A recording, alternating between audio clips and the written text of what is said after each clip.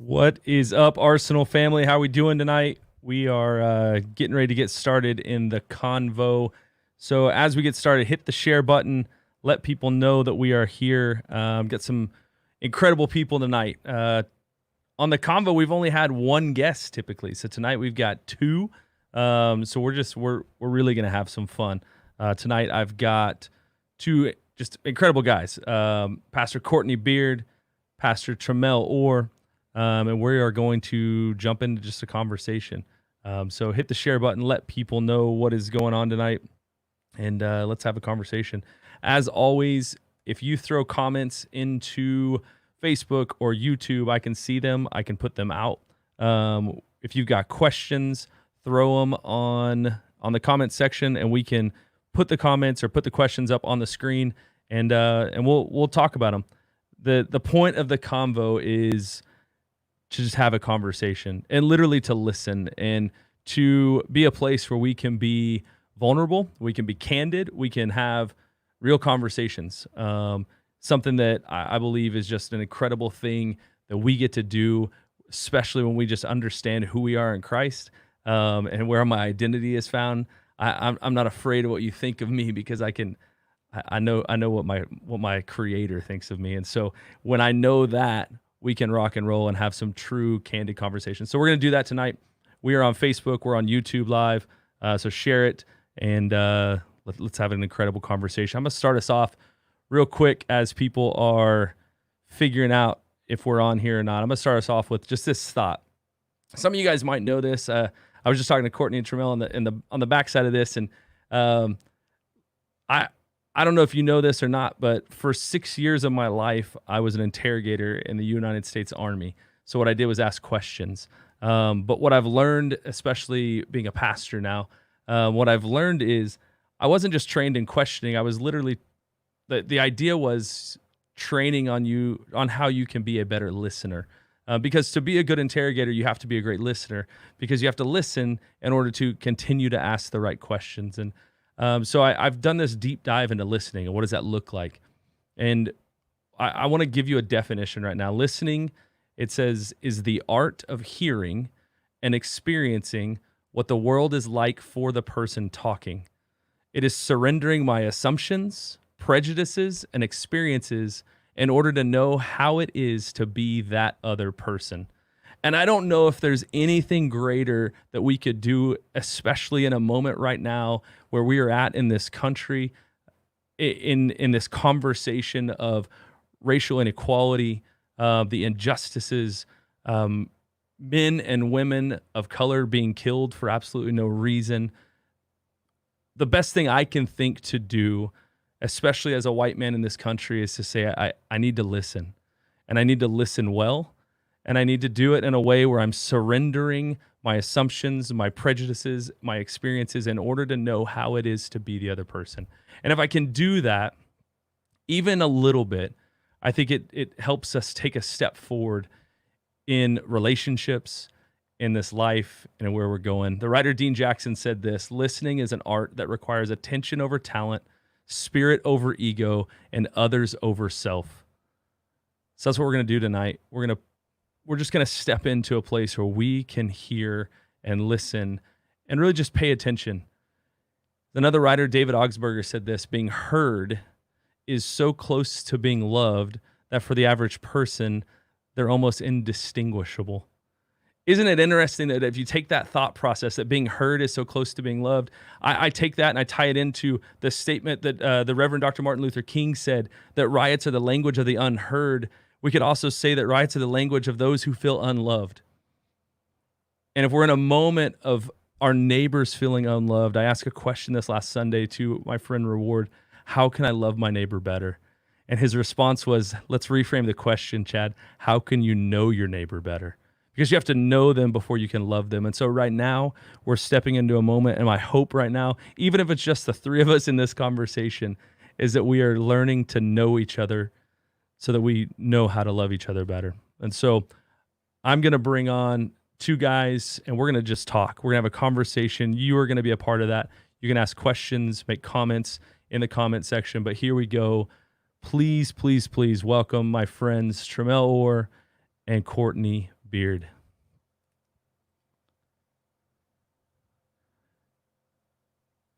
Gentlemen, can you hear me? I can definitely hear you. There we go. Now I got you. There you go. Trammel, can I hear you, man? You there?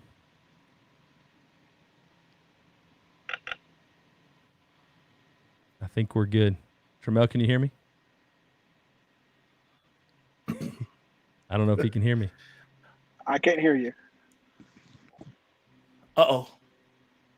We lost I can hear it? Courtney. I can't hear you, Chad. Oh. Can't hear me. All right. I can be your translator. Maybe my translator. Here we go. I told you, man. We haven't done three people, so we have a little latency, but we'll be okay. There you go. I'll fix the latency issue. I got you there. Oh man. I don't know why Trammel can't hear me. Is that better? Latency's gone. Yeah, latency's gone. Hey, Trammel, can you hear him? I can't hear him. I can hear you, Courtney. I'm the culture whisperer. I'm literally the culture whisperer. I'm literally translating between the two races. This is my life for real. I obviously needed it. Let me see. Let me switch this up. One right here, huh? That's funny. That's why you were hearing me earlier, weren't you, Trammel? Culture whisperer. The culture whisperer. You can't hear me. Oh, dude. Trammel, he said you were hearing him earlier, right? I was hearing him earlier. Yes. Man. What did we do? Right. What did I break? I don't know. I'm gonna drop him off and see if I can bring him back on. All right, this is art imitating life. No one knows which button to push. This happens every time. Something messes up. Yeah. Trammel, can you hear him now? No. Tramel's crying and laughing. He's like, nope, I can't hear him. Trammel, I'm top of the show. I'm gonna kick you out of the studio and ask you to come back. How about that? Okay, Trammel. He said he's gonna. Trammel, he's gonna kick you out of the studio and have you come back in. Okay. Sounds good. I'll do that. Okay. There we go. What's up, Courtney? This is crazy, man. You know what though, man?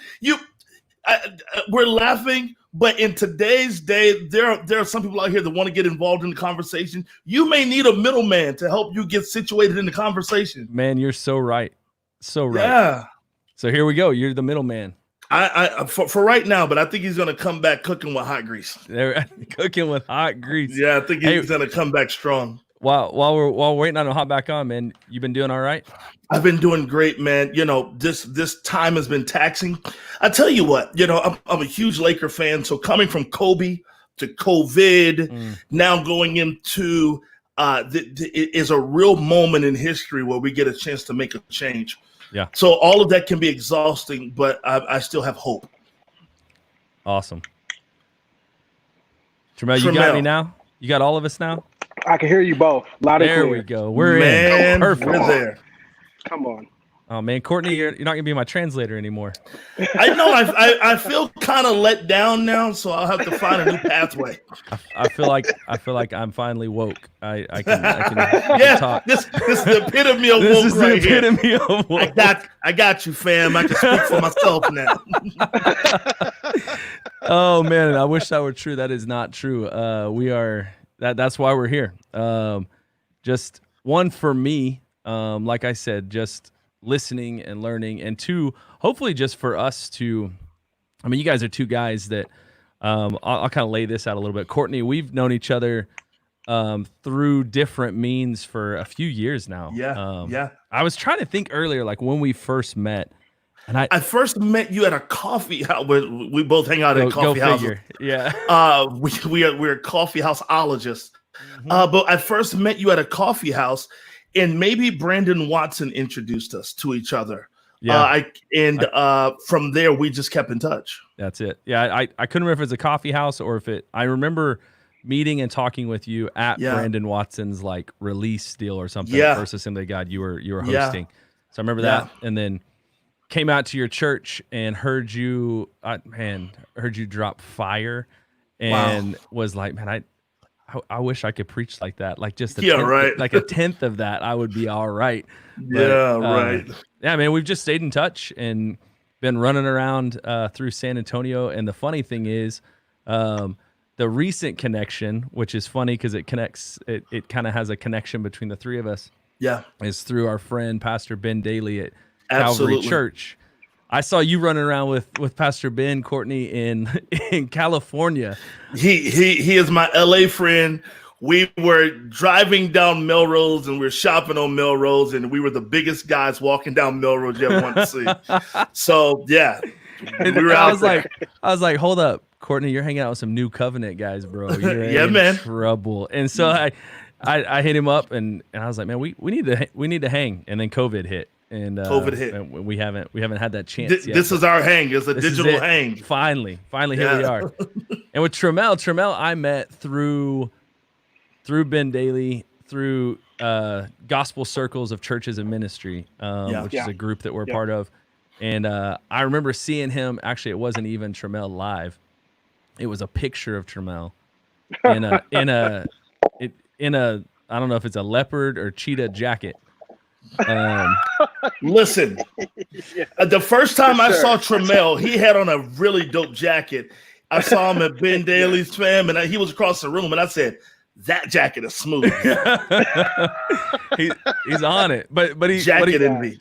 Poor guy lives in Phoenix, Arizona, so he gets to wear a jacket like 2 days out of the year. But that's truth, right there. That's big fact. I got friends in Phoenix, but we got to connect, and really, I Zoom called you.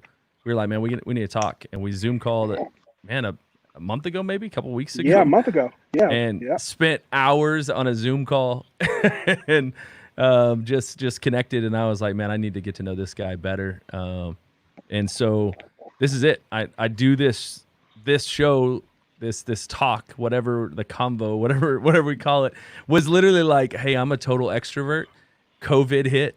I got to find a way to still talk to people. Yeah, man.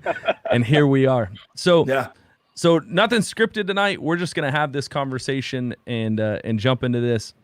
Obviously, where we're at in our culture, and really where we've been for quite a while, but it just has come to a head, right? At this point, we're going to talk about grace. We're going to talk about race and racism in this country and the church, and how does the gospel intertwine there? What do we do? Why has the gospel not affected this more in our country? And really, like I said, I want to know. I've been talking a lot to a lot of people lately, from my white friends to friends of mine that are black and everything in between. And I've been asking questions and just trying to figure this out. My wife is Spanish, and my wife and I were sitting talking one night. Actually, we were watching, I was telling Trammel this earlier, we were watching the documentary on Netflix called 13th. About it, maybe, this is a while back, maybe a year ago. And I remember looking at Maudie, looking at my wife and being like, I didn't know any of this. I've never even heard this. Yeah. And it just reminded me that I don't know what I'm talking about.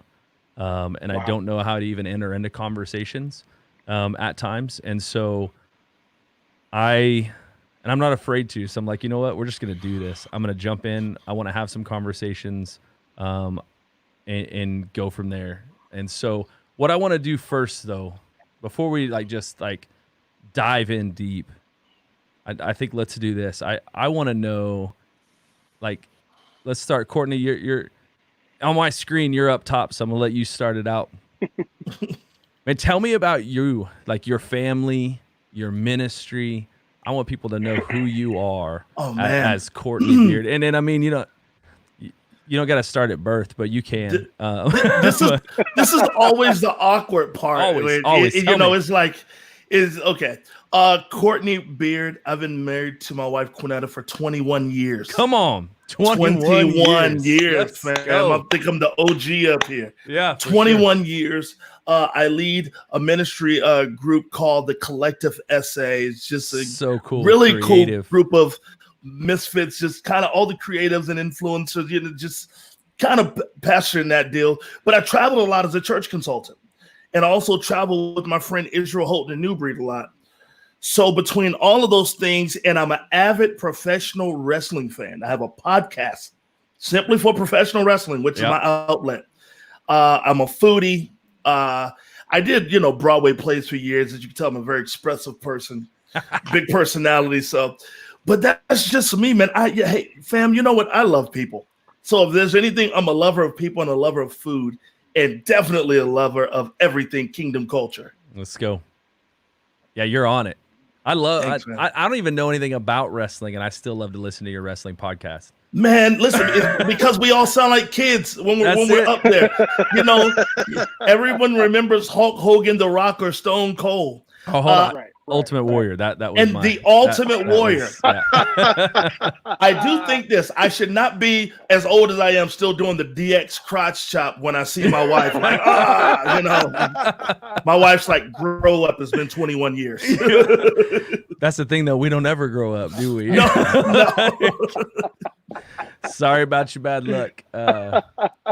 Man, awesome. Oh, that's Trammel, what about you, man? Tell me about your family, ministry, kind of. I know you're a sneakerhead, but what else we got? Bro, yes, sir. Sneaker, fashion, all the above.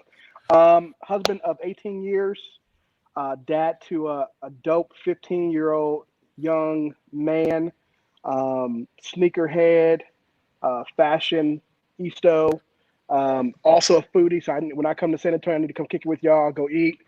Love coffee. Love coffee, too. I'm a coffee shop fanatic. Come on. From LA, so I'm a Lakers fan. My man. Yeah, man, and just love Jesus. This call just went higher.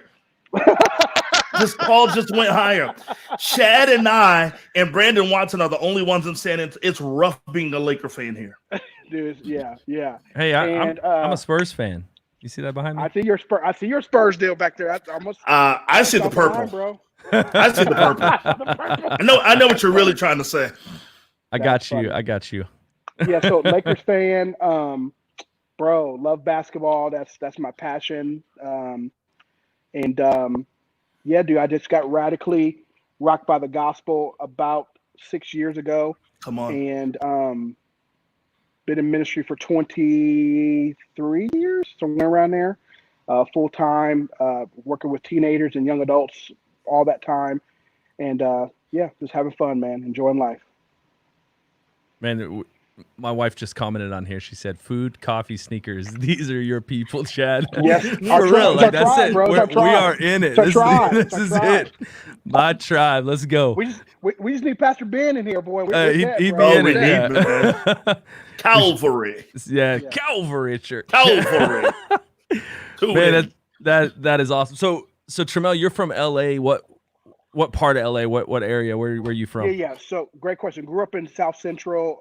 Then did some time in the South Bay area, and then in high school moved out to the Inland Empire. And I'll talk more about that as we talk about and unpack this whole thing why my parents moved me out there. But yeah, that's the area that I was born and raised up until I was 19 years old, and then 19 moved to Phoenix, Arizona for Bible college, and radically had my world change, which I'll talk about this more as well. So yeah, that's dope. Courtney, where are you from originally? Virginia, 757 VA, 2 up, 2 down. Michael Vick, Allen Iverson, Pharrell, Timberland, Missy. Hello. Very proud Virginia boy. This sounds like it. What part of Virginia? Hampton, Virginia, a little area called Phoebus. Okay. In that area, Hampton, Virginia, the home of Allen Iverson and others. So no way. Wow.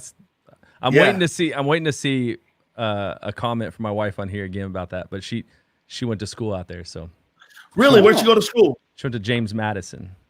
I know exactly what JMU. I know exactly what JMU is. Yeah. So I haven't been back to Virginia in a long time, but she keeps saying she wants to take me out there. So come on, man. Yeah. But let's go. Hey, Leonardo's on here. Leonardo Torres music. He's on YouTube, man. This guy is killing it on YouTube right now. Incredible. He's doing reaction. I had him on last week, but he just said Inland Empire in the house. Yes, sir. He's originally from Compton. Yes, sir. So I love it, man. Come on. Yeah. City of Compton. Come on. Why is it that I can hear your wife saying JMU dude? You can hear it. Yeah. She's on it. Oh man, this is you see we're having fun. That's what this is about. Getting to know each other, having some fun. What are you drinking over there, Courtney? Some coffee? This is community coffee. My wife's from Louisiana, so one of our brews we'll drink at nighttime is just simply community coffee. They have a newer hotel blend, and so we're drinking that with a little creme brulee that's been come on, whipped up a little bit. Where's mine, man? I should have shared the well. I'm over here drinking a Dr. Pepper. I should have brought some coffee. I saw you living on the edge. Yeah, I'm always on the edge. Always on the edge. But yeah, it's good stuff. Man, so you got look at that 2 up, 2 down. Yeah, man. That's my man. Come on. We were drum majors in high school together. Shout out. Oh, no way. That's It's awesome. Man, some good people on here. Yeah, no, I love it. So we got Virginia, LA. I was born and raised in Oklahoma. So grew up I was born in Norman, Oklahoma. So I'm a Boomer Sooner all day, every day. So Sooner fan, grew up in Oklahoma. But we moved to San Antonio my freshman year in high school. Moved down here and did that for a while. And then I ended up moving to I joined the Army. And so when I left for the Army, did that for 6 years. But San Antonio has always been home. So we moved back here in 2009. Sweet. So been back here 11 years now.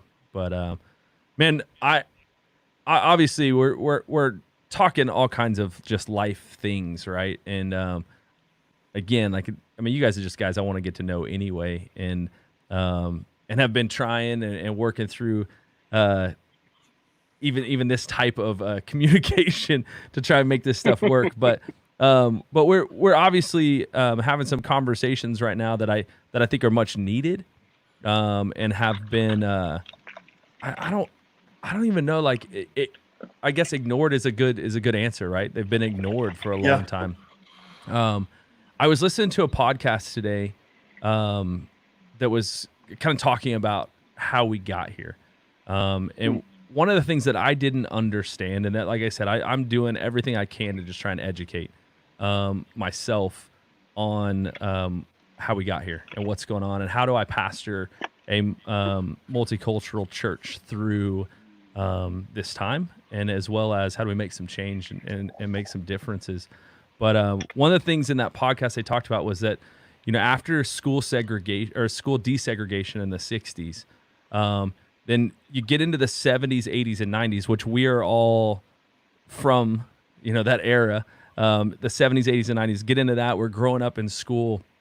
That kind of the idea in that process of growing up in school in the 70s, 80s, and 90s, when schools had desegregated, and now we're all going to the same schools or similar schools, or you've got people of other races at your school now, right? We're all together.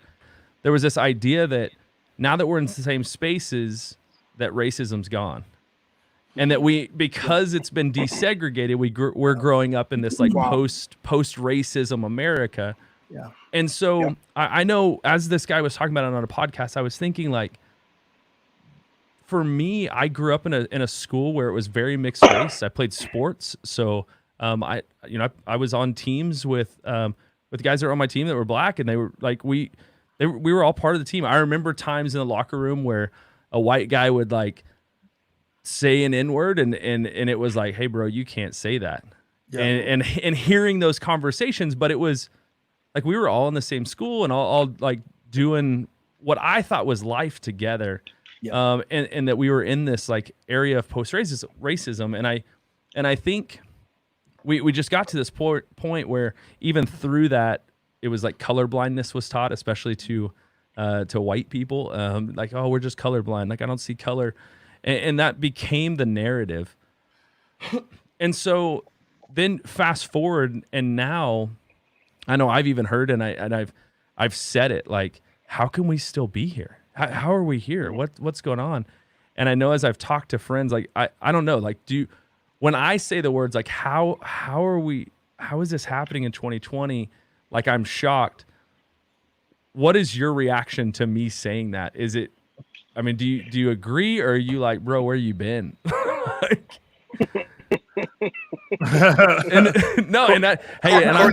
I'll tell you this right now. I'll tell you this right now. I told Leonardo this last week. I'll tell you this right now. Hey, they're like, filters off. Like, let's have a real conversation. If I get my feelings hurt, I needed them hurt, and I'm okay with that. Yeah. So I've been to war twice. I'll be all right. Let's do this. Let's dive in. Dang. Shout out my man Kamani. He said, respect to my vets. I was a medic in Fort Hood. Fort Sam trained me. Let's go. Dude, real talk, I think it's because we fell in love with being together, but just because we're together doesn't mean we're united. Yeah. And I think that's where it started at. So our music was together. Our musical taste buds were together. Our vernacular was together. The way we dressed was together. But that did not mean that we were united. That didn't mean that we were locked in sync when we didn't see each other, that our thoughts were locked in sync. As a matter of fact, there were so many people that I went to school with that were white, that hung out with the brothers, that now in the older age, I realized your thought capacity about this situation is totally different than me, which is weird because you hung out with us again because we were together, but we weren't united. Together means we just end up in the same place often at the same time. United means even when we're not together, we're going to walk in step. Yeah. And I think that's what happened. I think that even growing up in church, we hear the term multicultural, but really multicultural has turned it really into assimilation. And man, this is going to sound crazy, but and if it's for brothers, it really is, are you safe or are you not safe for us to have? Are you a liability? Hello. So good. So we've had to learn to be the Randall. This is a shout out, the Randall of the team, to not be a liability, but to still try to hold down the fort in our ethnicity to stay tethered to the culture. Man, that makes so much sense, because even in my statement of like, we're a multicultural church, right? We were just having this conversation last week. We're not in our expression. So, and I say that in like, yeah, we might have people of color on stage or that are speaking and doing things, but like the music we sing is Hillsong, it's Bethel, it's Elevation. You know, and we're so our expression is still very mainstream white church. And so I feel that, and it is, it's a place where it's like, all right, what does that look like? And not, I don't know, Trammel, you have anything else to add to no, what Courtney said? I think even to speak to what you're saying, Chad, too, because I think multicultural and multi-ethnic is two different things. Thanks. So multi-ethnic means that you embrace all ethnicities and all things that they bring to the table, their experiences. You respect their opinions when it comes to things, because you understand that we all come from different backgrounds and we might not know everything. And so multicultural is that you're, there's some cultural things that you're, putting together, but multi-ethnic means that you're not just assimilating people in, you embrace everybody for who they are. And I think that's the deal. And similar to, I mean, for me, I didn't grow up in a multi-ethnic environment. So all my friends up until I went to Bible college were all black, all black. Yeah. So I had no context, and thank God that God sent me to a Bible college that I had to learn how to. Well, at the time I was assimilated in, but that's a whole other conversation for a whole another day. But I had to learn other ethnicities and stuff like that too. So I think you're right that there's a difference between, multicultural and multi-ethnic. And multi-ethnic means that you have to start trying to learn how to understand where everybody's come from. That's so good. When I think you guys have just made a point as you were talking through this, that we all grew up in different places with different experiences, with different journeys. And even sometimes we can lump people in together just because of the color of the skin and the way they look. And 100%. And so, I mean, you both have said that, like Courtney, you said you went to school with different races and, you know, and hung out with that. And Trammel, with you saying like, man, I didn't have like white people around, like you didn't say it this way, but until college. Let me say so this. different. Let me say this too, chat. To give context too. They were on my sports team. Okay. Played football with them, played basketball with them, but they weren't my friends. I got you. Okay. Yeah, so they were around, but they weren't. I got you. Correct. And friend meeting that they've been to my house, I've been to their house. Friend means that we don't just have lunch together, but we've broken bread outside of school. Friend, you know what I mean? Like there's life on life. Go ahead.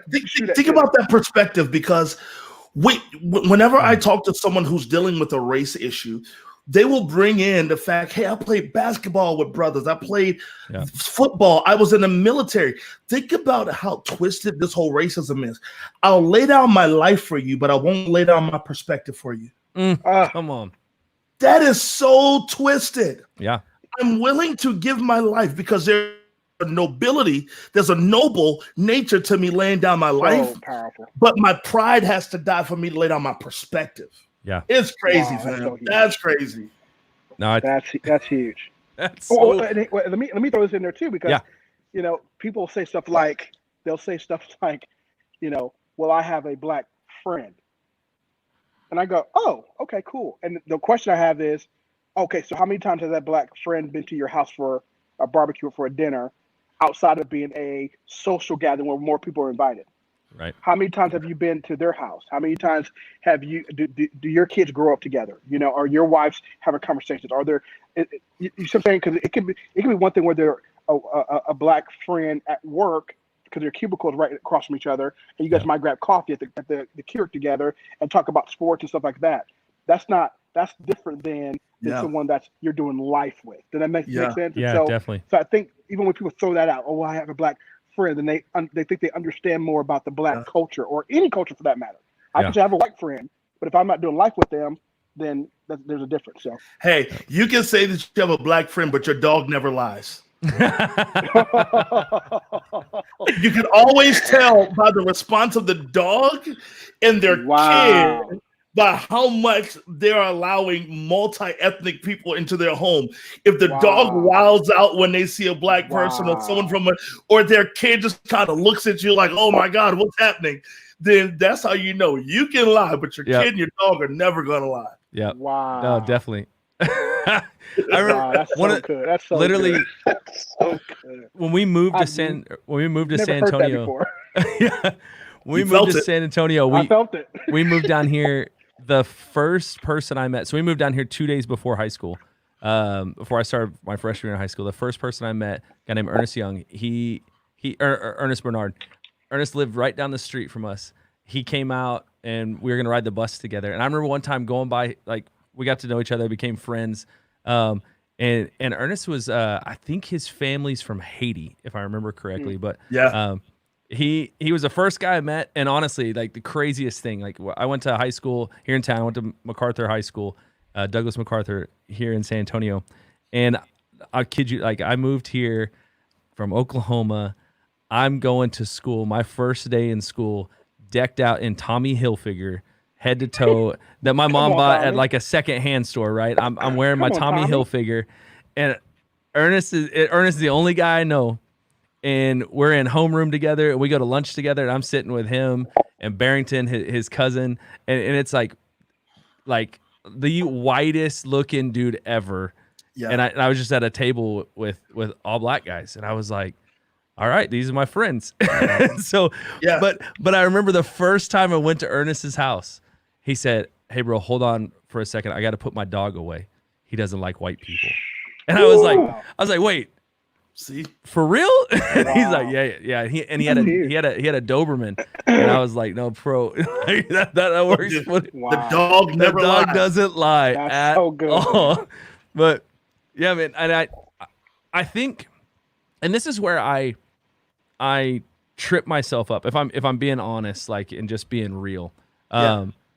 Like, so just to give you some history, my grandparents were missionaries in Jamaica. So we had family friends most of my life that were in the black community. Here in San Antonio, like if you ask my kids, there's guys in my life that come up. Like Reward is one of my best friends in the world, and the kids know him.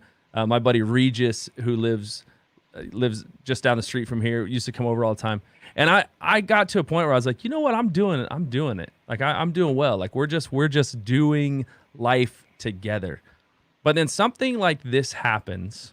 Yeah. And I step back, and I'll be honest, like you said it earlier, Trammel, like the gospel, you were in ministry for 20 something years, but the gospel hit you, what would you say, 7 years ago or something? Yeah, about 6 years ago. Yeah. So there's this idea, and the same thing happened with me. Like 7 years ago, I heard like this new covenant teaching, the gospel, that I was just like, I knew nothing. Mhm. And I'm at that same place right now where I'm like, especially when it comes to racism in America, or systemic racism, or what it is like, and what it was like to be black in this country. I'm at a place where I'm like, man, I've got black friends. Like I'm doing it. Yeah. And I've stepped back during this time, especially, and I'm like, no, man, I'm not. Like I'm not doing it. I don't know what I'm talking about. I don't know what people are going through. I told somebody yesterday, I said, man, I'm tired. Just after this week and a half, and I'm white, and like I could not imagine. I can't imagine what it would be like for you right now if I'm tired. And when I said it to the guy, he was like, "Yeah, where you been, bro?" like imagine what it's like. And so I don't know, man, like maybe this is the first time I've just actually like listened and felt it, but I want to know, like, I don't know, when I say it, like I'm tired, are you guys past that point? I'm exhausted. I'm exhausted, bro. That's the word. Exhausted. That's the word right there. Key word right there. Yeah. That's the word. You know, I've been telling all my white friends, especially pastors who've been really holding it down with posting consistently and using their voice and using their platform. It's a strange thing when you talk about racism, because when you discuss racism, people will immediately jump into their politics and overlook the person.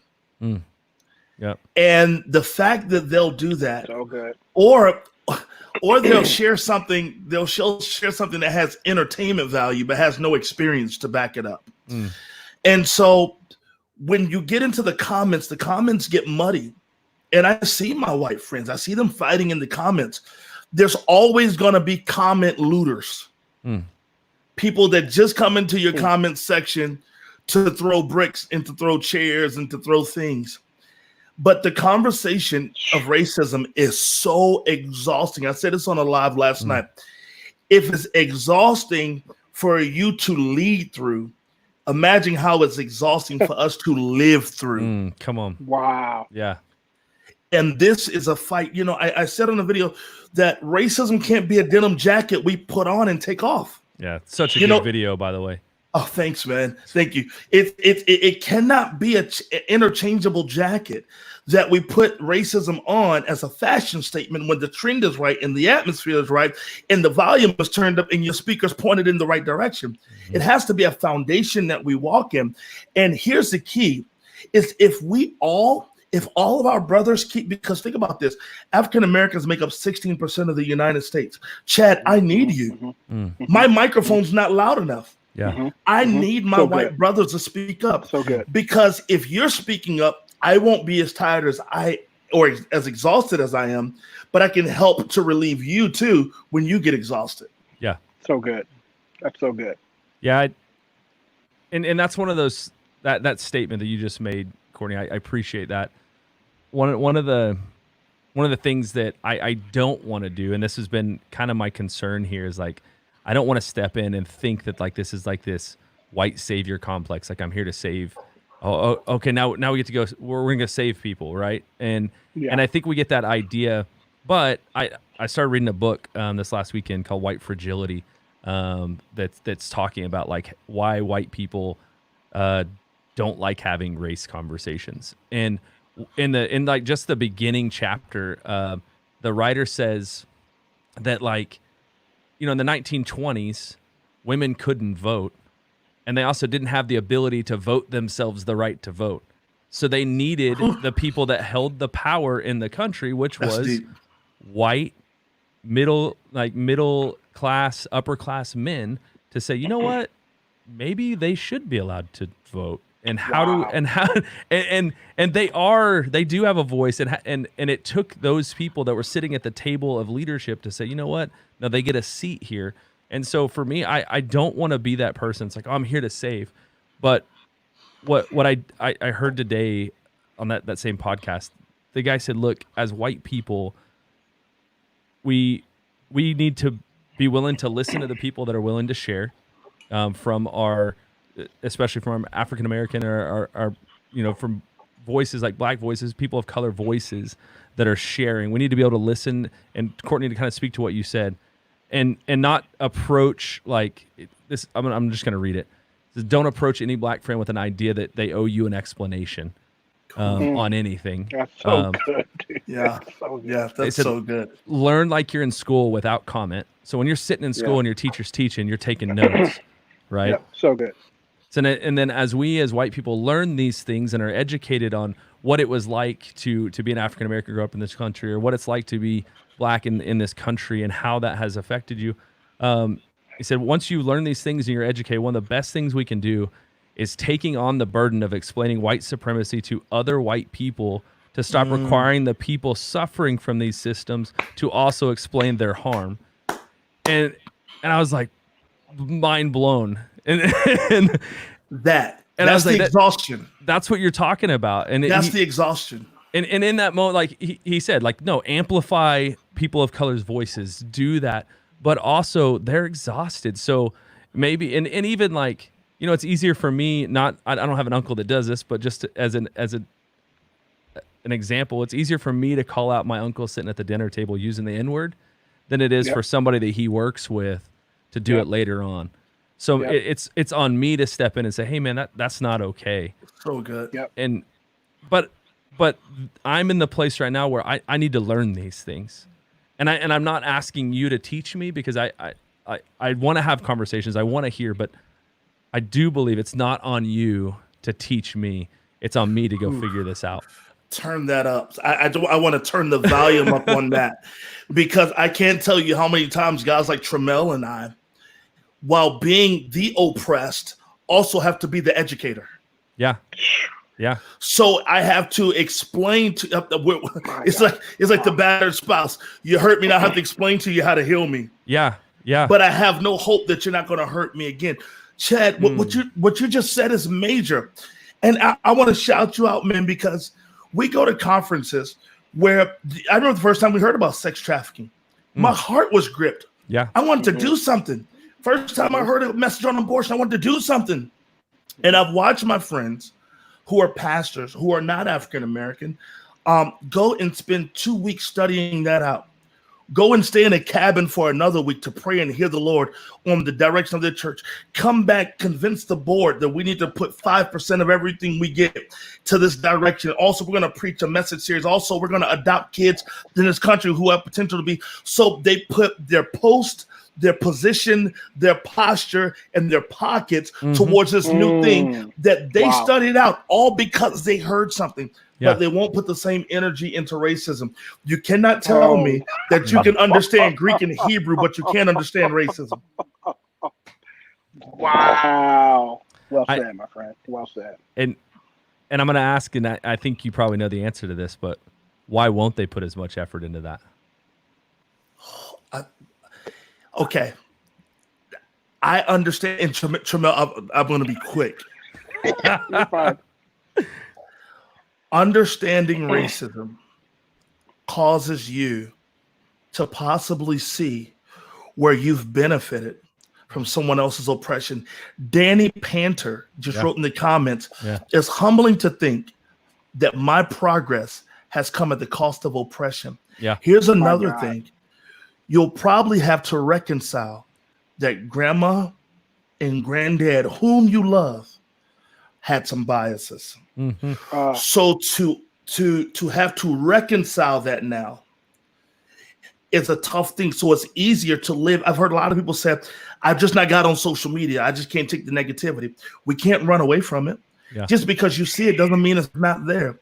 So understanding our own biases, it comes at the cost of looking in the mirror. And that's why the video of George Floyd was so gripping, because for the first time, the three faces we saw were a mirror to America.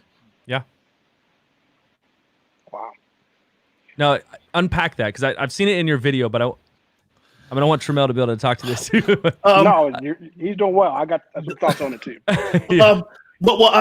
Quickly, in the video with Mr. Floyd, we saw Mr. Floyd's face on the concrete. We saw him. People identified with him.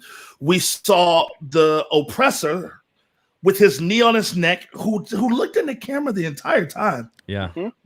No face expression. But most of us, if we're honest, we're the other cop.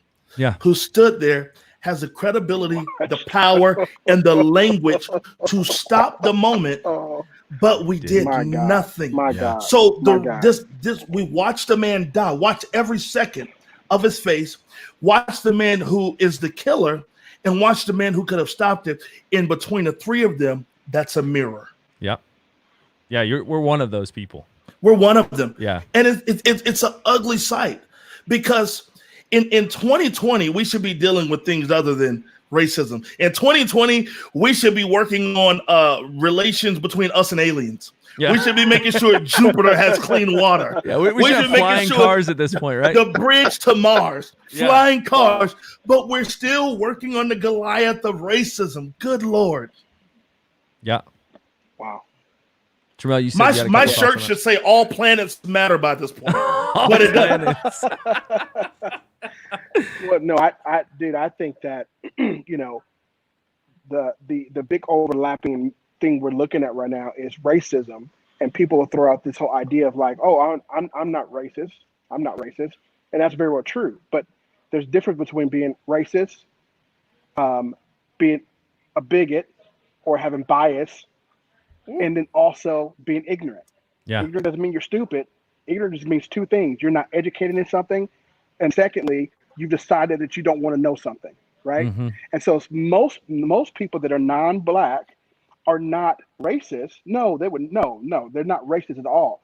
But most are simply ignorant, and they've not had an opportunity to connect with someone of the African American culture to understand and have this dialogue and this conversation.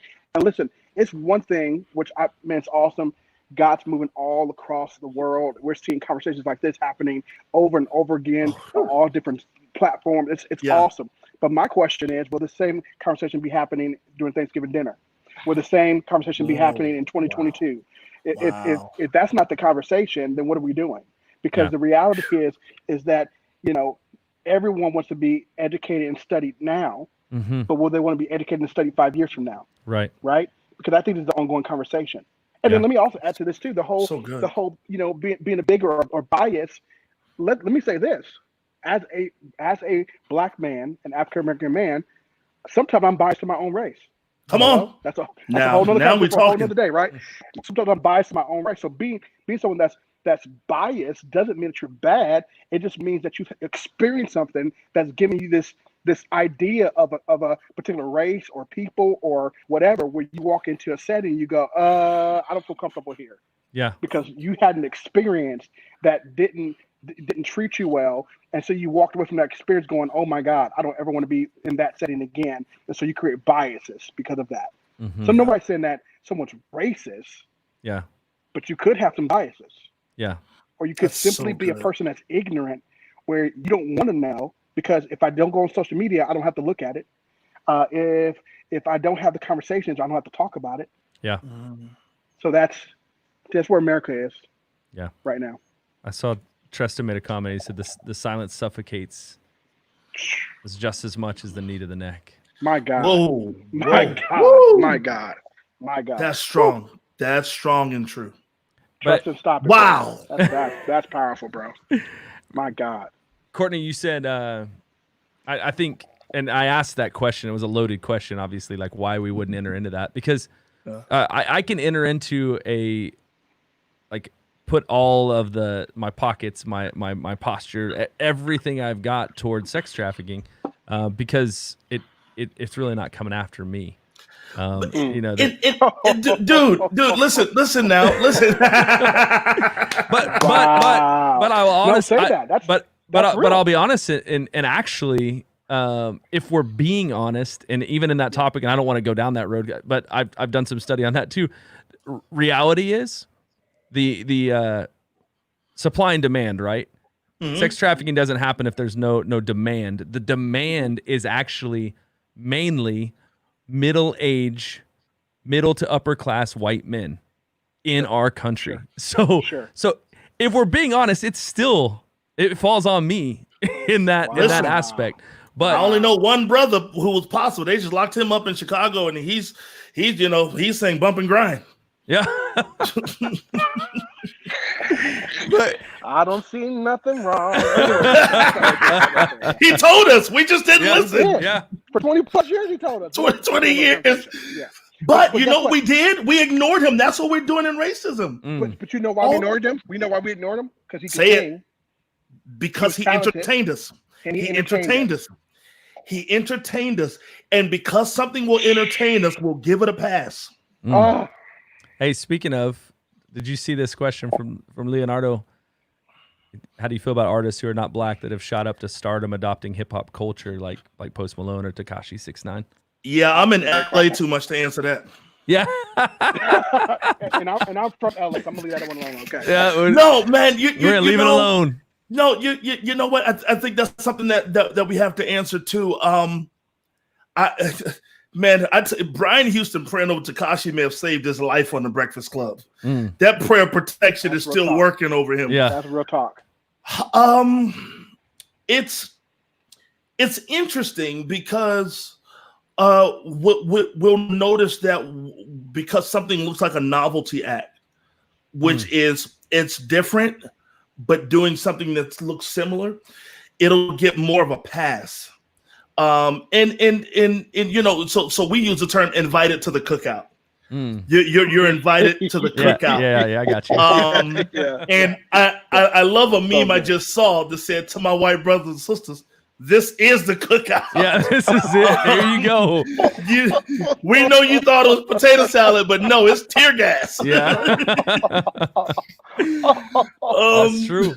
Wow. Oh my God, this is probably the most honest conversation, right? This is good. The Let's cookout. go. My God. And so I don't have a problem with the Post Malone or Tekashi, but I my question is, the same community that's made you millions in the same genre that's made you millions, are you using your platform to help rescue and to save? That's my tension. Yeah. No, that's So solid. good.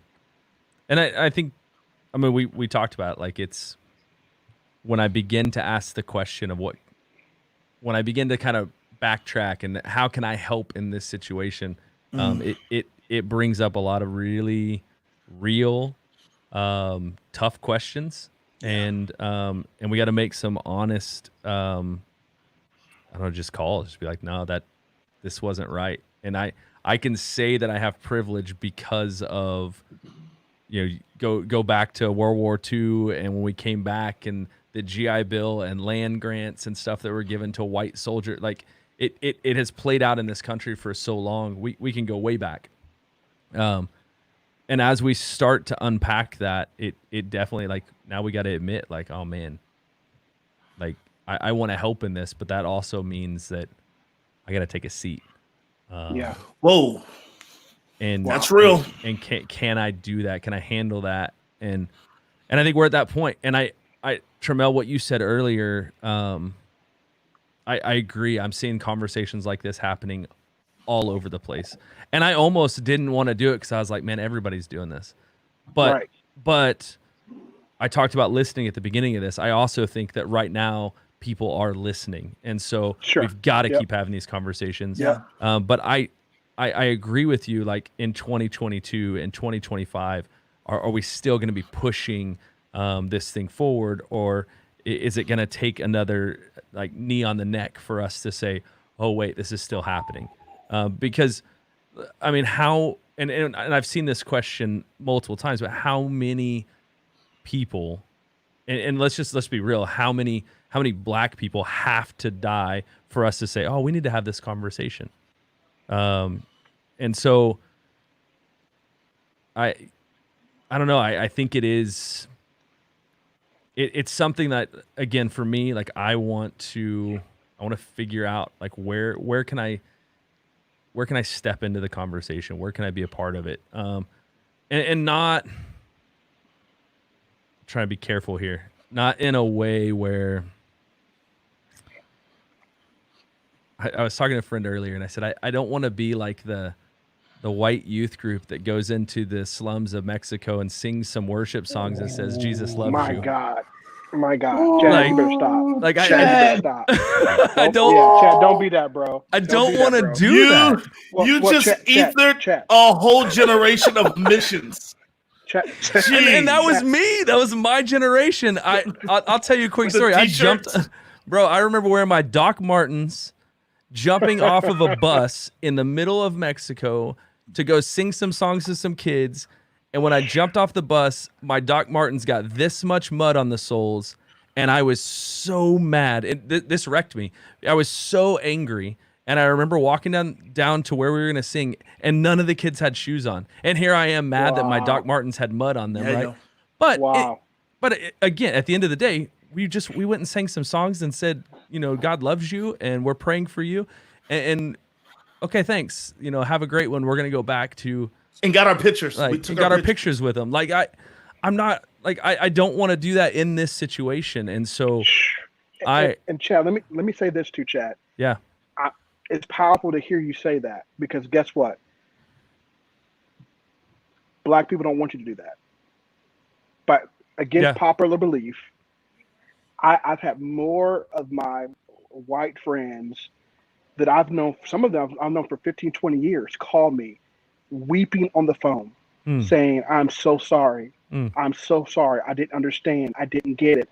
Apologizing. I've had more friends texting. Actually, my best friend, one of my best friends, I have a best friend that's a black guy, a best friend that's a white guy that lives in Dallas, and he texts me, and I looked at the text, and all it said was, as a white man, and I didn't even look at the rest of the text. Here's why. Because I know his heart. We've done life on life together for 20 years, so I don't need him to apologize or or say I'm sorry, or say, hey, I know you're going through this right now. Hey, I'm praying with you. I'm crying with you. All that stuff. Why? Because I already know it's hard. The issue is not, we're having a candid conversation. The issue is not guys like yourself, Chad. The issue is people that have no empathy, the people that don't have relationships with people outside of their ethnicity. The people that, when we see them, at the grocery store, they clutch their purse. The people that feel uncomfortable, and you feel the tension when you walk them in their space, and then they try to kind of bring down the wall by saying something super funny that's totally weird and corny, where you're like, okay, really, you're trying way too hard right now, bro. We don't want the empathy. We don't want the tears. We want change. And change happens, again, with conversations like this happening ongoing and trying to understand. Listen, not just white people trying to understand us. Can I be frank? I want to understand your pain. There's a pain that you feel. There's ignorance that I have on why you don't know certain things that you don't know, or how you were raised in Oklahoma, Like, white guys never talk about their cousins. We don't ever know white people have cousins. No, because we don't know. We don't know. I've never heard a white guy say, man, me and my cousins, you just don't hear white people talk about cousins. Yeah. Where are the cousins? We don't got them. No, I got some cousins. I got a few, but my wife's Hispanic. So we have that conversation all the time. She's like, we don't, she'll be like, this is my cousin. and I'm like, look, your wife said they don't have cousins. We do. We just, but all right, I'll be real. Like, so I did ancestry.com. That is the funniest thing ever. I did ancestry.com maybe a year ago. And I'd have, if I could find my results, I'd put them up. But I did ancestry.com, and I remember talking. My buddy Regis was at the house, and I was like, bro, I'm just hoping I have a percent of something with culture in it. Like, I gotta have something. Yep.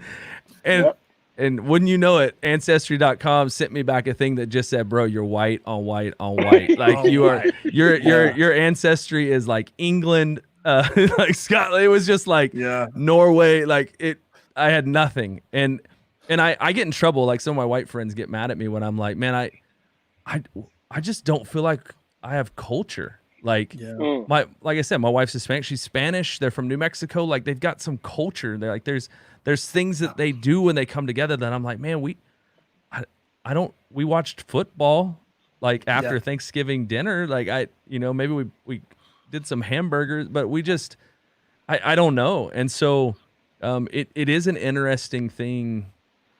Like, I look at culture, like African-American culture, and there's things I'm like, man, we don't have that. Like, like cousins. Like, my wife calls cousins that are, I'm like, that cousin's like 7 times removed. Like, how do you even know you're related?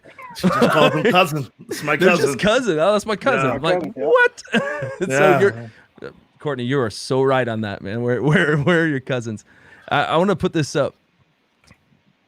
This is one of your friends, right? Yeah. Courtney. Yeah. So Chad, do you worry about speaking up for Black people and jeopardizing your privilege? Now, this is honest. That's huge. Come on, presented a really honest question for you. It's a great question. I would like to say no, but what privilege are you coming after? I guess. You know what I mean? Like if we're being that's real, so honest. Like, if I'm being real, like, that's honest, man. I got kids. Like, what is being removed from that? And so this is the hard conversation that we're having, even in our house. Like, what does that look like? And I don't think I'm as worried.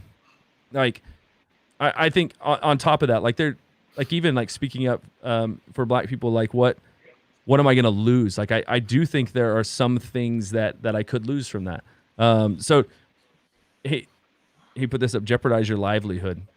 Yeah, I mean, that is your family, your life, like that is a real deal. And I think, if I'm being honest, it's a tough question and a tough thing for me to answer. I want to say yes. And I think what I'm going to do is push and push and push.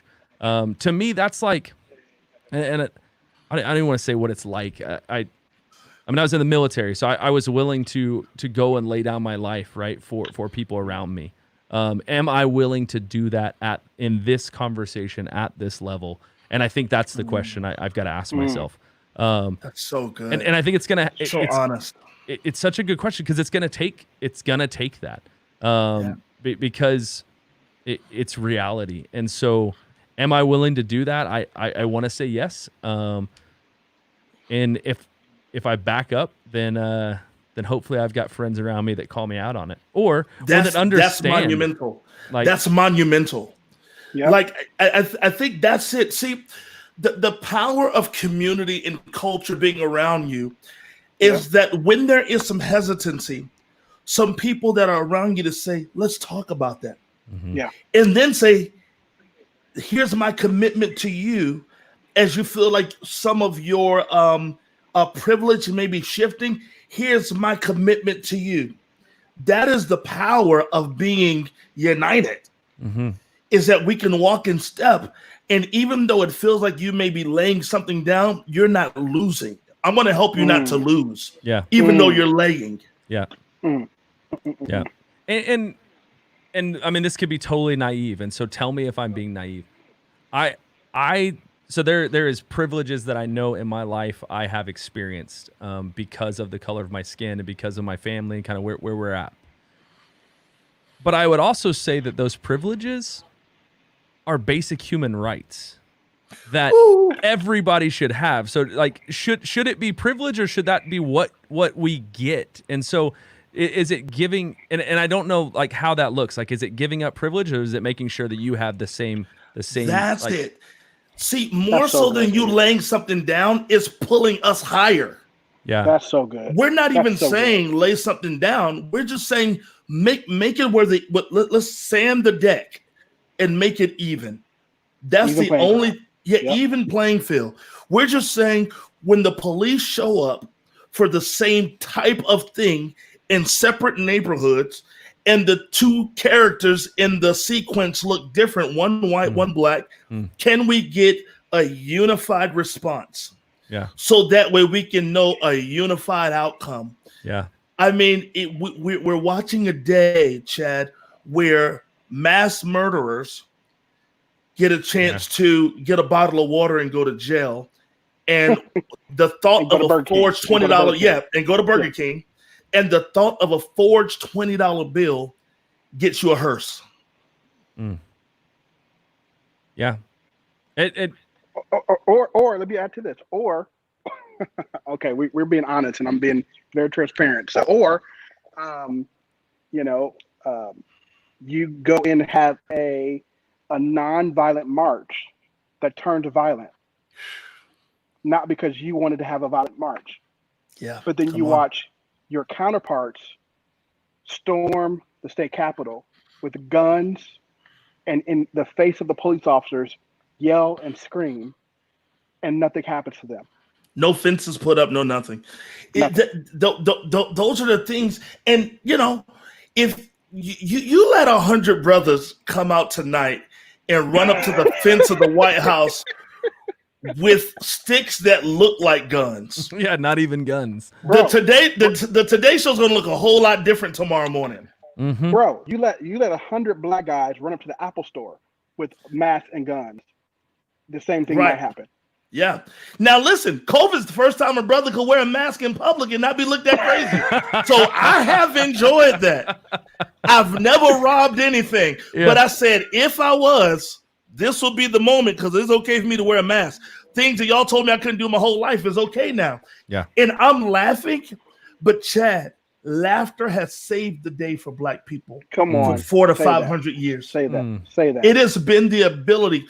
Some of my white friends say, man, I have some of the best times around my black friends because we've had to find hope in hopeless situations. Come on. Yeah, say that. Say that. And so when you hear our ability to flip a joke and all those things, it's because when life has thrown us so many things, sometimes the laughter being that medicine has been the only healing ointment that worked for the bruise of our soul. My God. Multicultural churches want our soul, but they don't want our story. Uh, ooh, they And want our that's talent, why but we they don't need, want our story. yeah, that's why we need more guys like you, Chad. Paul said in So Galatians good. 2, I opposed Peter to his face when he started acting funny. Yeah. Say that. We Yeah. need more guys who are willing to oppose someone to their face to represent and make sure that there is equality. I'm not going to let you pull the race card on this, Peter. You're not going to treat them funny because of what they're eating, So good. Peter. You're acting with a bias right now, Peter, and I'm going to call you out, but I'm not going to call you out in private. Your homeboys who you're acting front of funny it. in front of, I'm So going to good. call you out in front of them. And people look at Paul and say, well, that's not how things are done in love. Tell it to Paul when you get to heaven, okay? Yeah. And he was calling out Peter, who was like the guy.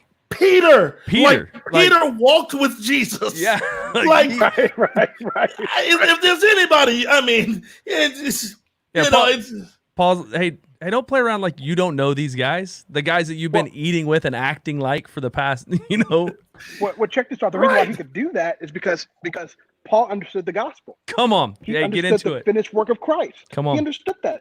I mean, completely. I mean, look what he said in Colossians 3, verse 10 through 11. He says, for you have acquired new creation life, which is continuously being renewed into the likeness of the one who created you, giving you the full revelation of God. That's the gospel. Yeah. He says, in this new creation life, your nationality makes no difference, or your ethnicity, education, or economic status.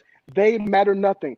For it is Christ that means everything as he lives in every one of us.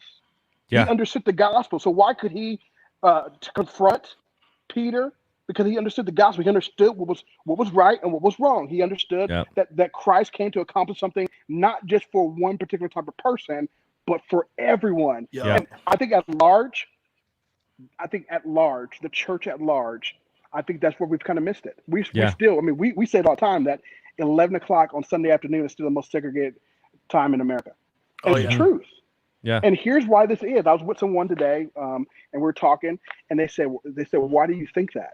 I said, because it's easier, it's less work, it's less tiring to be with someone that looks like you, that thinks like you, that has the same political view as you, thinks the same thing about scripture as you, than it is to be in a multi-ethnic, not just culture, multi-ethnic setting where you're going to be stretched all the time. You're going to be pushed to the limit all the time. You're going to be tired because it's an ongoing emotional drain to invest and talk and sharpen each other and be called out and be called to the carpet and pray with one another. And that's tiring. That's hard.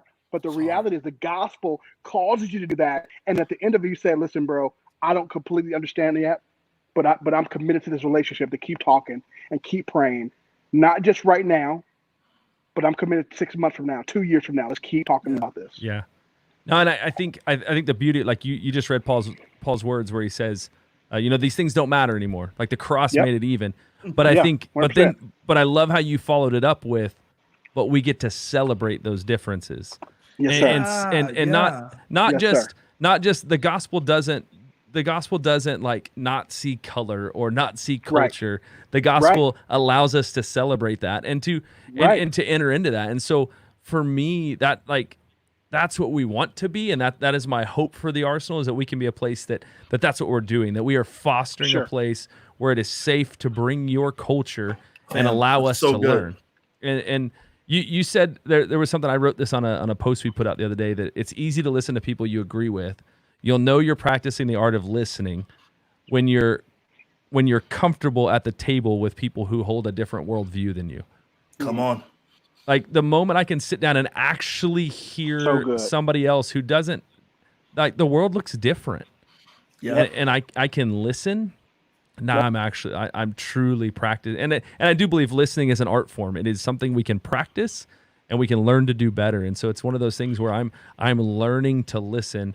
And when I know I'm really practicing, as I'm sitting at a table with somebody who I probably don't agree with, but the thing with listening is it's focused on learning rather than teaching, right? So I'm sitting there to learn. And so Leonardo, he threw out a, you were talking, Courtney, you were talking about laughter earlier, right?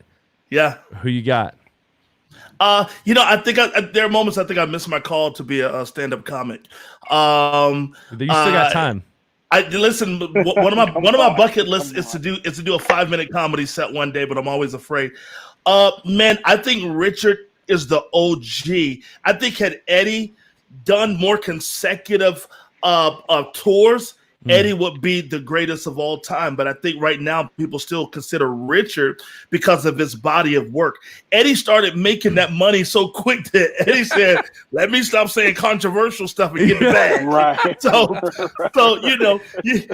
I don't see Eddie at this age doing raw and delirious. Now, Chappelle proved that you can, this is turned into a pop culture segment. Yeah, Chappelle proved that you can take a hiatus and come back, which shout out Chappelle. I mean, how many people get that second life? That was just, man, you don't want to talk about gifted to do something.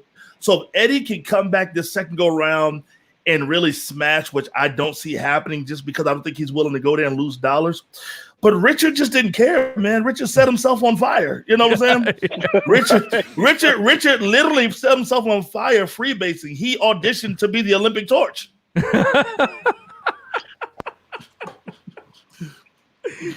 You want to talk pop culture? That's your man right there. Courtney funny, all day. Bro. He'll hit it. That's funny. So I do want to ask Courtney. You mentioned this a little bit earlier, but I want to ask because I think a lot of us realize this, but then there's still people that don't or just don't understand it. But I had a motorcycle shop for years. I rode motorcycles for a long time. My dad was a race car driver growing up. I love to drive cars. I love to drive fast. I've been pulled over many of times. One time I was pulled out of the car and put in the back of a police car. And it's just because I was clocked at like 97 miles an hour.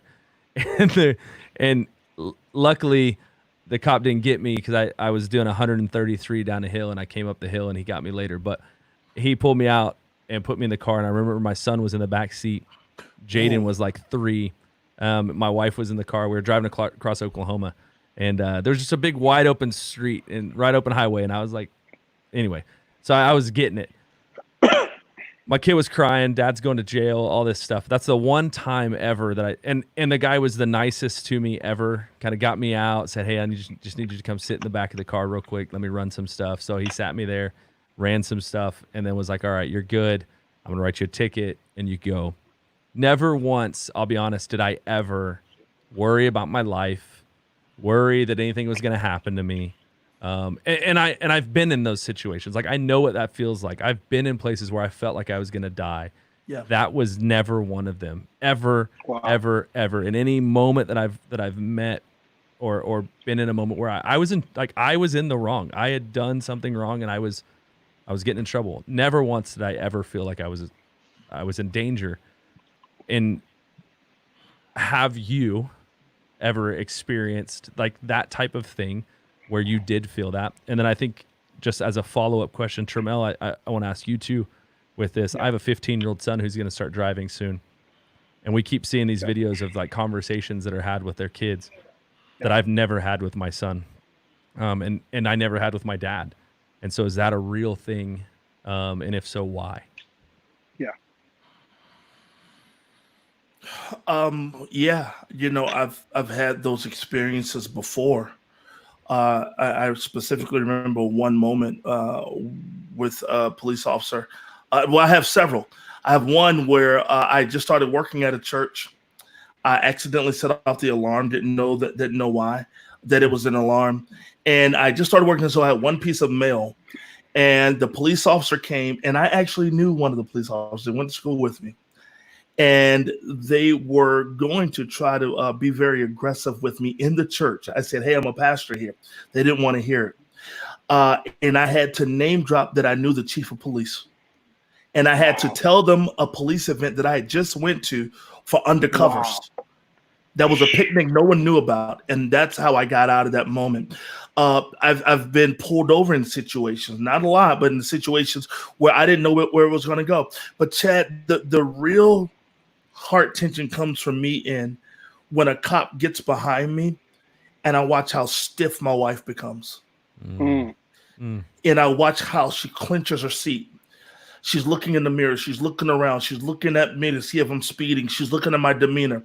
Yeah. And I watch how she becomes a ball of knots, man. That,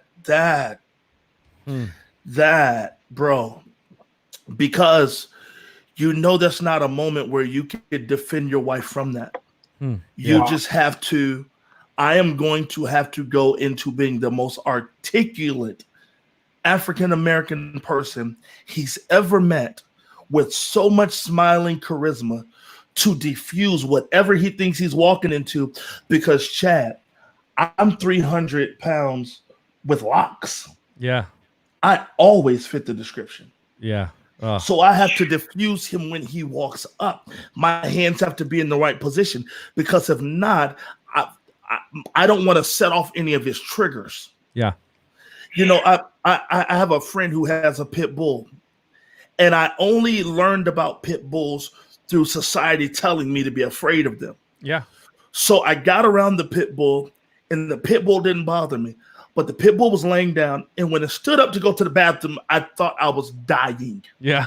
I assumed he was standing up to attack me, because the only language I'd ever have for pit bulls was, don't let it attack you. And I believe that's what happened in those moments. So I have to give off something totally different. And that it's an uneasy way to live. As a matter of fact, there's so much anxiety there. Yeah. In that moment, there's so much inner tension. We wonder why people that are African-American are dying at such a high rate. It's not just what we eat. It is the inner tension that's passed down through generations. Yeah. So it's that level of anxiety. Oh man, it's crazy, and it doesn't just go away. Yeah, it takes you a while to come down from that place, especially if you have had a negative experience and you were treated in a way that was not honoring of who you really are. Yeah. So good, man. Trammel, when it comes to that conversation, then a conversation with your son, like what? Yeah, I mean it's real conversations. I mean it's been conversations that's been going on for years. I remember we saw this movie together as a family, the movie The Hate You Give. Oh yeah, yeah. And in that movie, the moment where the young man, when the police pulled him over, and he didn't want to put his hands on the steering wheel, and the girl that was with him told him, "You better put your hand on the steering wheel." And I remember my son telling me, I think at the time he was 13, and my son said to me, he goes, I would have done the same thing. I'm not putting my hands up there. And I remember my wife and I both yelling at him saying, "Yes, you will. You will you will do that. You will do that." Because those are real things that we're trying to teach him, that your whole job is to get home. You go above and beyond. You go above and beyond. That's a phrase. Yeah, you go above and beyond. You say, "Yes, sir." If it's a woman, you say, "Yes, ma'am." You put your hand on the steering wheel. You got to put your hands out the window when they pull up. You roll down all the windows of your car.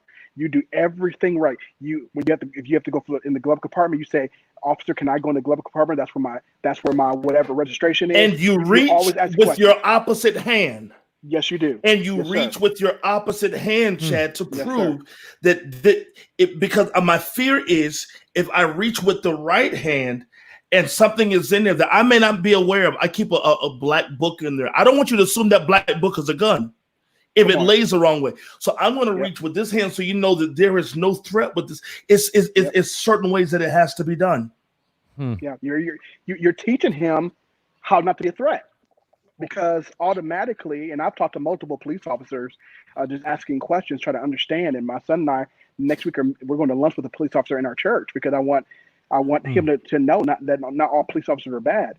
And I've asked multiple times that they've said that when they do pull over a car, because they can't see inside the windows. If it's at night, they can't see in the windows. And when they walk up to the window and they see that as an African-American man, they automatically get nervous and heightened. Why? Because they know that the black man in that car is already on edge, because they're freaking out. They're nervous. They're unsure. So everybody's and the reality nervous.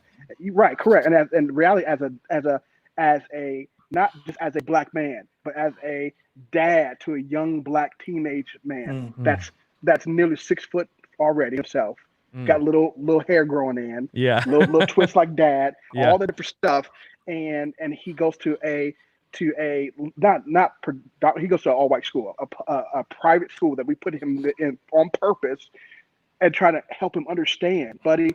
Listen, your whole job is to get home. Is to get home. And here's the fear for my wife and I. Even when he does his best job to do all the things we just named off for him to do, he could still not make it home. That's the tension. I think as you guys are talking, I'm remembering a time. So shortly after my wife and I got married, she drove a dark blue Dodge Charger that had like limo tint on the windows, like super dark. She got pulled over all the time for her tint. And I remember one time we were going to a movie. We're driving down the street. I got pulled over, and this police officer was walking up to the car, and it was night. You could not see. I mean, you can't see in those windows. And I remember him yelling, "Roll down the windows." And my wife, if she remembers this story, I remember as you're talking. I was so mad at him. I was like, "Why is he? What is his problem? Like, what? Nobody's ever told me to roll my windows down." And I rolled them down. We were in Savannah, Georgia. I rolled my windows down, and he walked up, and literally his reaction was, "Oh, hey sir, can I see your license or registration?" Wow. And as I'm thinking, like I'm in a Dodge Charger, like limo tinted windows. We're in Savannah, Georgia. I think his reaction to me was, "Oh, not what I expected." Yeah. Can I get your license? And I was talking about the other day, like I've never thought, like I said, I've gotten pulled over a lot. I don't ever say, hey, my stuff's in the glove compartment. I reach over and I grab the glove compartment. I reach in and get what I need. Like I don't put my hands on the steering wheel. Like this is the level of privilege that I'm learning that I have had. Like we didn't have these conversations. And I mean, I've been a jerk to cops. Chat. We've even told my son, if you're in the car with some of your friends that are non-black, you do the exact same thing you do if you're driving the car. Yeah. So if you're in the passenger seat, yes sir, yes ma'am, you put your hand on the steering wheels, all that different stuff. Because guess what? They might not get pulled off the car. Yeah. But you might. Yeah. So it's not a, hey, if you're driving by yourself, son. It's not a if you're driving with your black friend only son. It's I don't care if you're with a girl you're dating and she's non-black. Yeah. You do the exact same thing to make sure you get home. Hey, and Chad, I want to bring this on home on one more level. Is you're hearing this discussion with myself and Trammel, but my wife, if she were up here, she'd say, when she gets pulled over, her hands go on the steering wheel. Yeah. She reaches with the opposite hand. It's not just black males. Right. It's African American women as well. 100%. They have to respond a certain way to that. They have to yes sir, no sir. So it's not just us, it's the ladies as well. They too have to live by this same silent rule just to get home, so they don't become a Sandra Bland and so many others. Yeah. Well, and you mentioned it earlier, Courtney, about the pit bull and a misconception, right? Psychologists say that it's much easier to teach you how to fear than it is to unfear you, to take fear away from you. And so, so I don't, and I think we would all agree. And Trammel, you said this earlier, like all cops are not bad. Like I've got some incredible friends that are police officers. Not at all. And I don't think that all cops are racist. Right. But there has been this misconception. There's been this just the narrative that has been taught that, like you said, Trammel, a police officer walks up to the door, sees an African-American male or an African-American, and they are tense because they know that person is tense. So you have these two groups of people that are fearful that the other one's going to do something. And when you're a police officer, you have access and you're quick and it's the whole thought process. And I don't think this is what happened with Mr. Floyd, because I think that was a completely different thing. That was great, just terrible. But I do think there are moments where a weapon is fired, and it was like I shouldn't have done that. But Yeah, fearing. You can't get that bullet back. But the sad thing is, why do they fear? It's a narrative that we've told in this country. 100%. You know, I wish that I could, man. I'll be honest with this. I wish that many of the hashtags that the cops would say in real situations, I was afraid for my life. Yeah. The tension with a lot of hashtags, it's we were watching guys get killed while moving in the opposite direction. Yeah. No, or you're right. simply choked out. So it's not even fear. It is the fact that you have the ability to oppress. So you did oppress. There's the abuse of power at that point. Oh, right? See, a lot of hashtags, you know, you look at the hashtags of the young lady, Brianna, who was just killed. Yeah. They come into her home and they just guns blazing. You look at Eric Garner, who was choked. You look at an Ahmaud Arbery. Yeah. Who's running? Which way do I run? This way to get around the truck? Do I run this way? You guys have guns. I have nothing. And simply because he was in a neighborhood and looked inside of a vacant home. My wife and I went riding, just looking at homes the other day in San Antonio, and we were up in the hill country. And I remember thinking to myself, I got to get out of here because if someone sees me after dark, I don't want to get pulled over. I don't want a citizen to try to make a citizen's arrest and corner my car in to stop me. And I'm afraid I may not have signal. Yeah. So many of them, it's not just from fear. Some of them, it is from just making just idiotic decisions because they can, which now leads us to a systemic issue. Yeah. Totally. I wish it was case by case and person to person, but we haven't even fixed the same thing that African Americans are getting longer sentences in jail than our counterparts. Yeah. Yeah. And these are things that, like I said, learning, like this is part of what I'm learning now. Like I said, when I watched 13th, I watched it. I think I was texting Trammel the other day or messaging on Instagram. I watched it 3 times now because I'm like, I don't, how did I not know this? And last night I've never watched it. Really? Because I live it. You know, I lived it. You know, I lived it. And I start watching it and I turned it off. I bet. Yeah. See, I would ask my mom, had she seen certain movies? And my mom would say, no, that's too triggering for me. Mom, did you see Django? No, triggering for me. My mom walked through civil rights. Yeah. There are certain movies that some of my white friends say, you seen 13th? Brother, please. I can't. Because I function in a multicultural world. I have to make sure clean hands, clean heart. Yeah.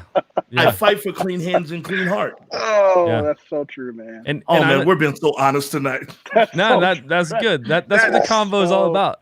Well, check this out. Check this out, Chad. To what Courtney said, I was on the podcast yesterday with some friends of mine from Bible college, and again, I've known 20 plus years.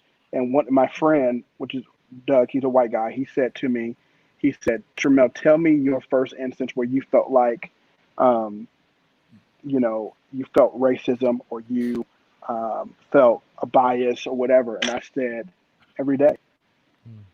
And he went, and his mouth dropped. And I said, every day. I said, yeah. Are there experiences and moments where I can go back and say, yeah, at 10 or in high school or hey, in college or 2 weeks ago or whatever. But the reality is for most Black people, they walk into places and they already feel it.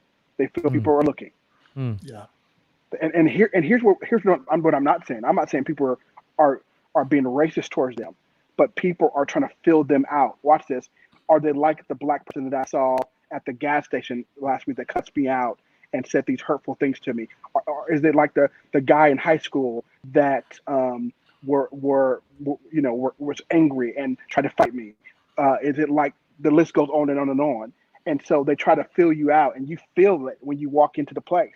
And what we do is, here's what we do oftentimes, at least what I do, let me speak for myself, is we try to over We try to over, Preach, man.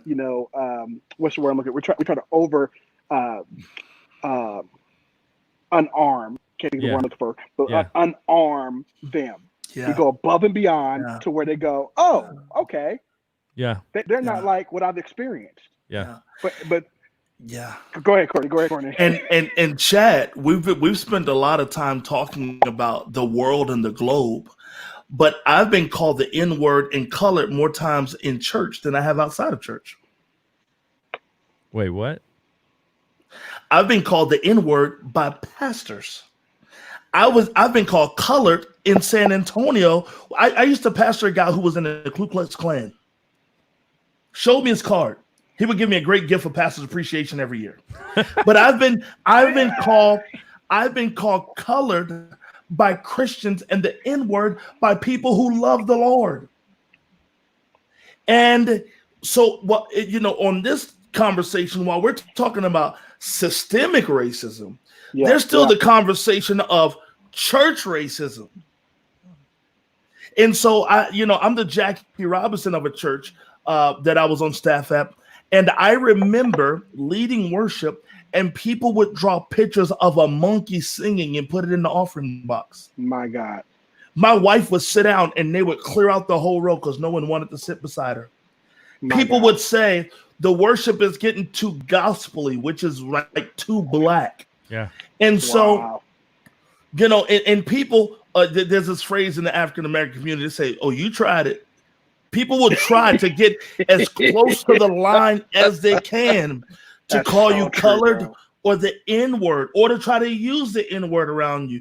And I check people immediately, fam, you can't say that around me. Right. And so we've not dealt with church racism. That's part 2. And we have to, right. Because there is a ton of racism in church. Yeah. 100%. And we got to deal with this. Well, dude, that's why for me, when I met Pastor Ben, it blew my mind, because I'm like, here's a white guy that's 1,000% comfortable within himself. Why? Because of the gospel. He's 1,000% comfortable being himself. A guy from Cali, white guy that got a bunch of soul. Yeah, bunch of soul. Yeah, that don't care what you think. And I think it blew my mind, because I was like, here's a guy that I'm working for, because I was on his staff. I'm working for a white guy that's allowing me to get close to him. Yeah. Where I've had worked for other guys that were non-black, and I always felt like I was working for them, not working with them. Hello? Ooh, that's so good. And so you're right, Courtney. I think there's so much. We could talk about this for hours because there's so much to unpack. Yeah. I saw a tweet today from a guy that said, if the gospel of praying a prayer to ask for salvation and receiving Jesus hasn't dealt with white supremacy yet, maybe we're not teaching the real gospel. Listen, my friend Dante Banks, my friend Dante Banks of God Chasers Church said last night that racism isn't a sin, it's a choice. When he said that, my mind exploded. Agreed. Because do you know how many pastors I've seen on Instagram praying against racism? Yeah. And I'd be like, just pause the prayer and call your people together and talking about racism. Yeah. I understand you talking to heaven, but heaven needs for you to talk to your homies about racism. That's so good, bro. Dang. Yeah, I was so good, bro. I'm gonna get in so much trouble. So I was at an event, we'll just say recently, and the prayers, it was pastors and people. The prayers were, God forgive us. Forgive us, God. Forgive us, God. Forgive us for what we've done. Forgive us for not seeing. Forgive us. Forgive us. And Trammel, you'll understand this. While I was standing over there, I got here.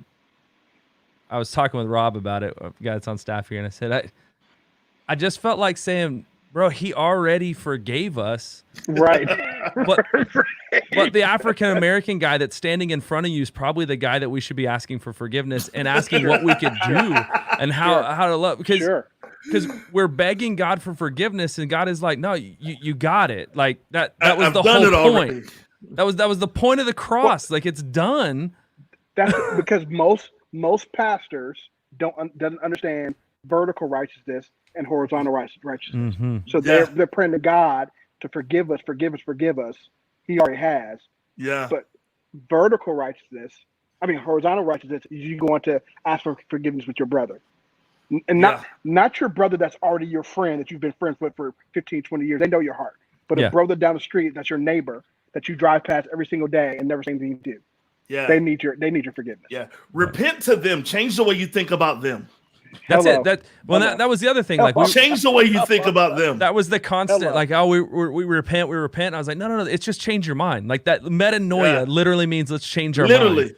So flip it. Let's do that. And here's attention, Chad. Over the years, I've probably helped to convert maybe 110 racist people, convert them to the other side of non-racism. The tension with the ones who flop back in is that they keep trading the truth for a lie. They keep trading. Like, I'll talk to them. They'll actually confess the truth that they know about racism. They'll actually begin to start walking in truth. I can hold them accountable for that truth for a while. And I'll look up and I'll be gone for a minute. And next thing you know, they're back posting the same rhetoric, saying the same rhetoric, posturing themselves behind the same rhetoric. And I'll say, why did you go back to the vomit of racist thinking? And because it was comfortable. We have to change that. So much. So true. Leonardo asked a question. I want to see what you guys think about this. How do you feel about the term reverse racism? It's a thing. Yeah. It is. I mean, but it's the reality. Oh, go ahead, Courtney. I believe it's a thing. The difference is it doesn't hold a lot of power. Mm-hmm. So to me, there is power of racism, and there's the preference of racism. We are living in a country where African Americans are 16%. When it comes down to African American men, that's only 6% of our country. So that's why when I hear guys say that just as many unarmed white guys get shot double as black guys, I'm like, you do understand that with those odds, we're not going to be around here quickly. Yeah. You are absolutely right. But you have to realize how scary that is. Yeah, we're like 70%. Yeah. So I believe that there is a reverse racism issue. But think about what you're saying. You're saying, well, the 16% don't like the 70. You do understand that the majority still has a responsibility to make sure that the system, the power, is not wielding over these people so we can then deal with the preferential treatment. Yeah. Yeah, it's again, I can't walk up to the Capitol with a gun and storm it. Exactly. It's just going to be a different thing. Yep. Local San Antonio pastor shot at Capitol. What was he thinking? Walked up with a gun. Yeah. He was then done. He was then done. Courtney got bars tonight. I got bars, man. Bars for days. The homie said, dang, son. You better run. Yeah. You better run. This conversation's gone off the rails. Man, but in that, I was watching a talk last night my buddy Reward did with a couple pastors in same situation, kind of having this conversation, and they were laughing, and I think sometimes beauty of the gospel and the beauty of friendship is we can laugh, even when it's a real situation. But I think that's also the understanding of what joy looks like, because joy is big enough that it encompasses all of our emotions. And we can see the worst of the world and still know that we have the joy within us. But that doesn't mean that things don't need to change. There's still a process of walking through that. So before we end this, I know we've been on for a minute. These always end up going a lot longer than I think they will. But I want to, just thank you guys for doing this. I want to thank you for just being people that I feel like I can text or call, and have conversations with, that I'm able to just be open and honest and kind of tell you where I'm at. And you're also guys that, if I'm honest, I want to see us do more in ministry and life together. Yeah. Because I think there's just some cool things that we could do together, and I think the gospel is something that unites us, and I want to be able to do that. And so I just want to thank you guys for doing this. I know both of you have said, and even in conversations that I've seen from you guys, you both have said you've been doing podcast, Facebook Lives. You've been on a ton of these shows or these conversations. So thank you. Thank you for being willing to, even as the oppressed, the abused, willing to share and allow us to learn a little bit.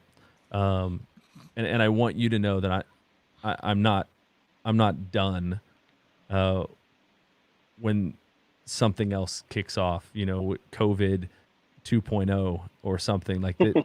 This is a conversation that my wife and I are having. It's something that I heard her ask our 8-year-old tonight, like, hey, do you know what racism is? And he's like, no. And like, it's one of those things where we want to have these conversations. And in all reality, my kids are mixed. They like my wife is Hispanic. They are multiracial or biracial, however we want to. I don't know. Honestly, I don't know what the proper term is. But the reality is, I read this in the White Fragility book that I'm reading. The reality is they're white passing. Wow, that's so good. And one of the things that the writer in that book said was, this is how you know this is privilege, is we have a term white passing. There's not a term for that for people of color. Like that, like I can't have, there's not a term of like, oh, he's black passing. Yeah. No. He's black. But for us, he's white passing. And what does that mean? He passes enough to be white that he gets the privilege of being white. Yeah, that's very true. And so how do we adjust or change that? And so, like I said, I appreciate you guys. Anything else you got before we lock this thing down? Man, I'll just say this, that you have been one of the absolute best moderators that I've had a chance to do a conversation with. Your ability to listen and to naturally respond to the moment has been absolutely exceptional, which has pushed this conversation forward so much. We've navigated some really deep waters in a very charismatic but authentic way, and that's because of your leadership, fam. I want to thank you so much.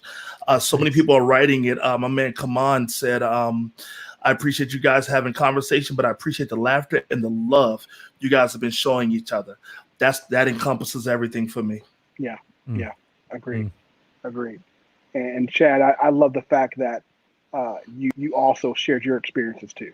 Yeah. And a couple of the podcasts and things I've been on, it was more questions just coming at me or whoever else was on, but to kind of hear your story and to hear kind of where you come from, your background, and why you see certain things in this world the way you see it.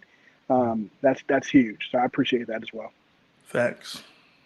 And I appreciate it. You guys are you guys are fam. So I like how Courtney always says that. What's up, fam? What up, fam? Yeah, fam.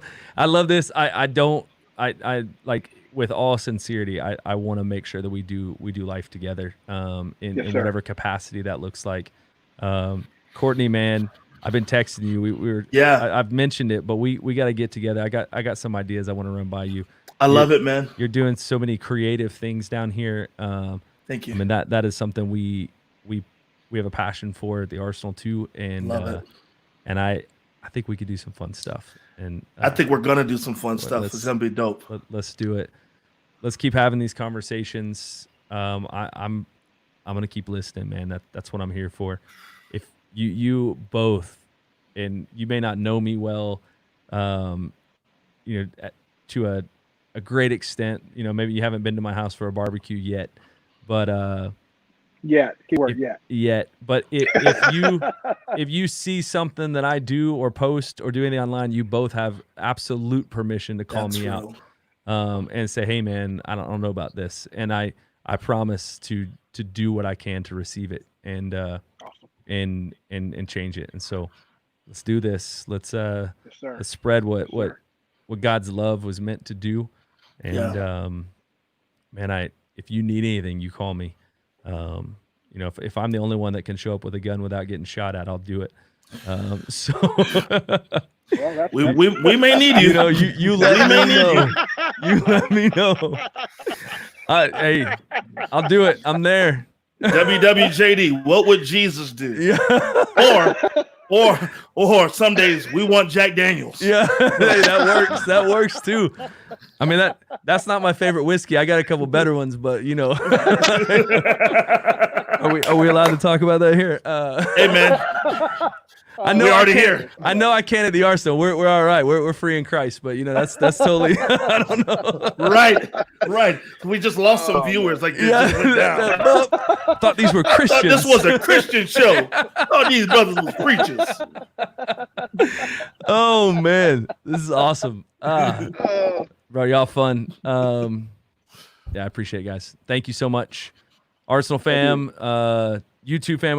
There was a couple people on here that hopped on from. I saw one from Canada that said, not only in the U.S., it's very much the same here in Canada, kind of the same process going. Wow. So, yeah, man, let's. The church has got to be at the forefront of this, and in reality, yes, Courtney, you said it earlier, like we need to address the racism within the body, so that we can be a light outside of that too. But thanks, guys. You have a good night. Stay safe, and. Let's definitely talk soon. I'm getting home. We got an 8 o'clock curfew, so I'm about to go home right now. So, you better get home. All right, all right, guys. All right, see you. Thanks so much. Thank you, guys. Appreciate you. Goodbye.